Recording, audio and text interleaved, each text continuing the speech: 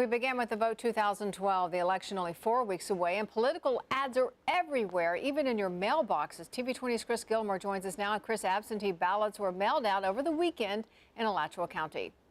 Yes, that's right, Paige. And in that short period of time, politicians are noticing everything from ballots and flyers are in our mailboxes, and they're filled with all things political. Some are questioning just how effective political direct mail is for candidates.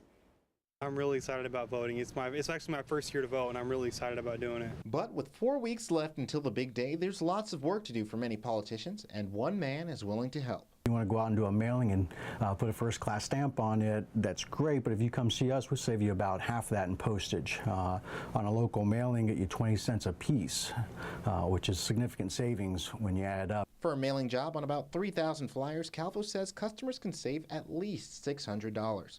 Flyer campaigns for an election cycle for local politicians can cost upwards of $3,000. Distribution usually picks up around this time. Quality Web offers its services year-round, but with more and more absentee ballots reaching voter mailboxes, they've had to hire more help and keep these presses running almost round the clock, meaning that they've also had to change more than their fair share of ink cartridges, more than twice a day for this printer alone.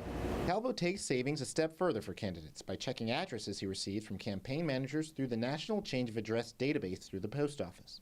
We take it a step further in deduping. We go ahead and look at the addresses and see if there's multiple recipients at the same address, especially if they have the same last name. We'll go ahead and household that list. It does a couple of things. It reduces the frustration of the recipients. A group that already isn't the biggest fan of political direct mail advertising. For me, I usually throw stuff away like that. I'm not really particular into the mail. I have a tendency to just go through it real fast and throw away the junk mail. I'll look at the name on it, but that's about it. But there's always an exception. As I say, I would research things myself. I wouldn't just vote for someone on the grounds of a flyer.